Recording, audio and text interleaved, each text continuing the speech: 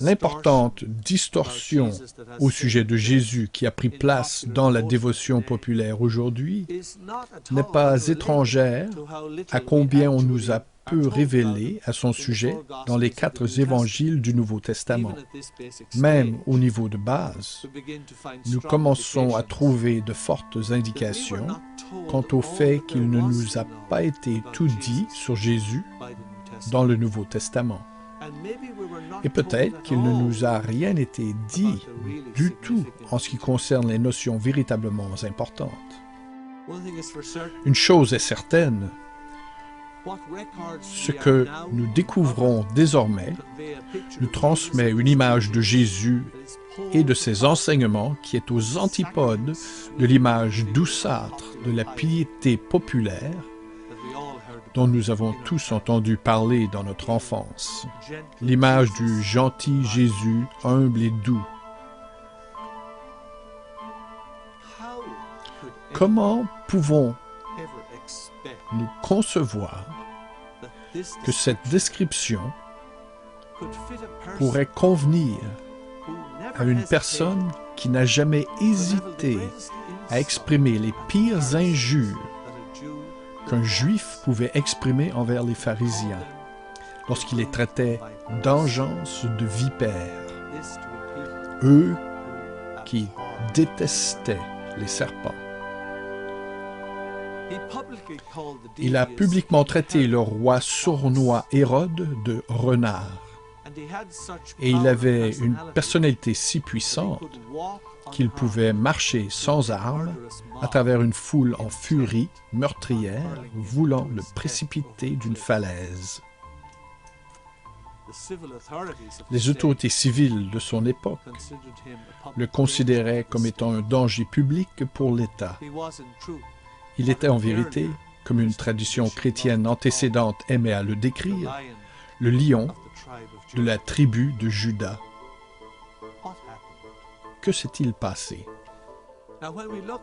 Lorsque nous regardons l'ensemble de tous les morceaux fragmentés de ce qu'il nous est dit sur la vie de Jésus dans le Nouveau Testament, nous trouvons pas mal à redire quant à la date et aux circonstances de sa naissance. Les évangiles de Matthieu et de Luc donnent tous deux sa généalogie, mais avec des différences importantes. La généalogie de Matthieu, qui se souciait de montrer que Jésus, en tant que Messie, descendait du roi David, fait la liste de 42 individus de sa lignée de descendance, en commençant par Abraham jusqu'à Jésus.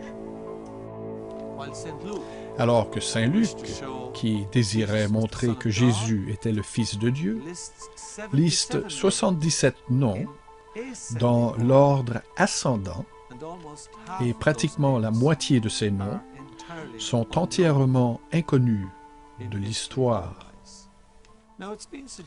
Il a été suggéré que Matthieu parle des ancêtres de Joseph, le père de Jésus, et Luc des ancêtres de sa mère, Marie. C'est bien sûr une solution élégante, mais les solutions élégantes sont rarement vraies. Mais le contraire a été tout autant argumenté. L'Église orthodoxe orientale, ainsi que l'Église coptique d'Égypte, qui remonte au tout début du christianisme, acceptent que Luc nous donne la généalogie de Marie, la mère de Jésus.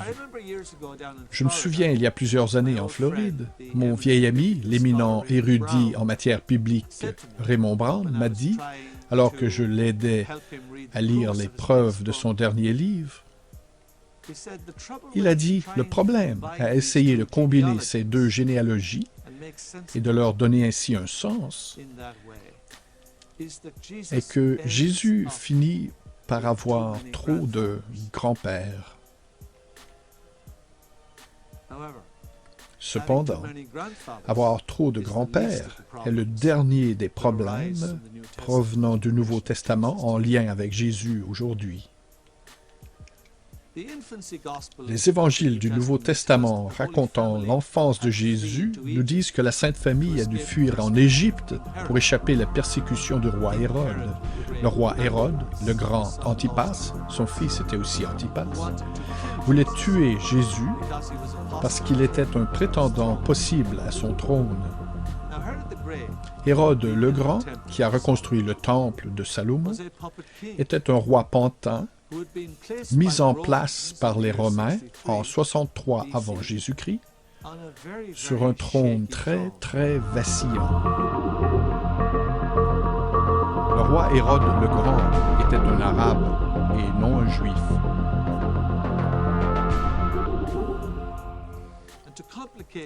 Et pour compliquer le tout, il était un Arabe et non un Juif. Dans le but de consolider son pouvoir, Hérode a épousé Marianne, la dernière princesse de la lignée directe de la dynastie des Hasmonéens qu'il avait remplacée. Les Hasmonéens descendaient de Juda Maccabée, le grand héros qui, en 136 avant Jésus-Christ, avait libéré la Judée des Séleucides qui régnaient sur la Syrie et qui descendait d'un des grands généraux principaux de l'armée d'Alexandre le Grand. Cependant, en 63 avant Jésus-Christ, les Romains profitèrent d'une guerre civile entre les rivaux revendiquant le trône de Judée et ils placèrent Hérode sur le trône des Hasmonéens. Marie-Madeleine était aussi de cette famille royale, comme le premier témoignage chrétien le montre. Tous les antécédents de Marie-Madeleine en tant que princesse hasmonéenne ne sont pas du tout abordés par le Code da Vinci, mais cela fait partie de la réalité de base de qui elle était. Ses antécédents et sa relation avec Jésus, tous deux membres des familles royales de Judée, seront le sujet d'un DVD ultérieur que je ferai dans cette série. Hérode le Grand aurait été bien évidemment grandement perturbé par la naissance d'un enfant se réclamant du trône de David, comme Jésus le fit, et comme les généalogies dans les évangiles ont tant de peine à montrer. C'est pour cela que la Sainte Famille a dû fuir en Égypte pour échapper à la persécution. Jésus était l'héritier du royaume de Judée.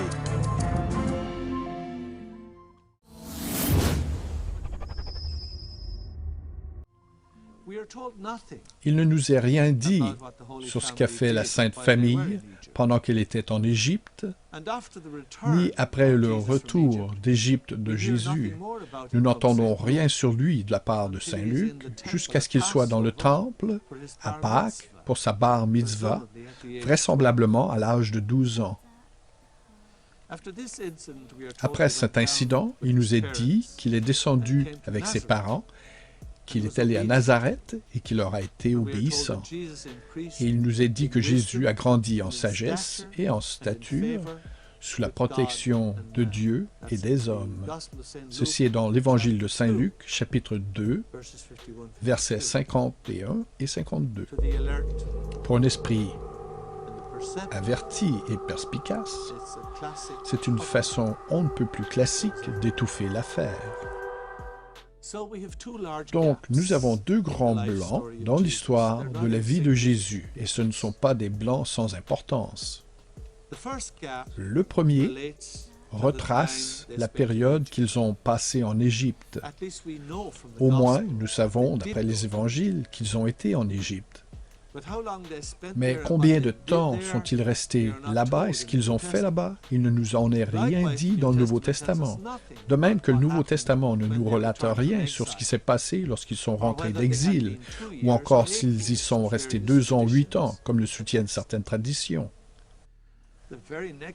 Le tout prochain bout d'information qui nous soit donné est lorsque Jésus est dans le temple à l'âge de 12 ans. Que s'est-il passé entre ces deux périodes? Et après l'incident dans le temple, à l'âge de 12 ans, il y a un deuxième gros blanc. Nous n'entendons pas le moindre mot sur ce que Jésus a fait entre ses 12 ans et le moment où il apparaît au Jourdain pour être baptisé par son cousin Jean à l'âge de 30 ans. N'est-ce pas extraordinaire? Je veux dire, 18 années ne sont pas rien, en particulier sur une durée de vie de 33 ans. C'est plus long que le reste de sa vie tout entière. Qu'a-t-il fait durant ces 18 années, qui sont plus que la moitié de sa propre vie? Il y a un silence de mort à ce sujet dans l'histoire chrétienne. Est-il allé à Nazareth, comme nous le dit le Nouveau Testament, pour être charpentier avec Joseph, comme nous le dit la tradition, à fabriquer des tables et des chaises et des mangeoires pour oiseaux?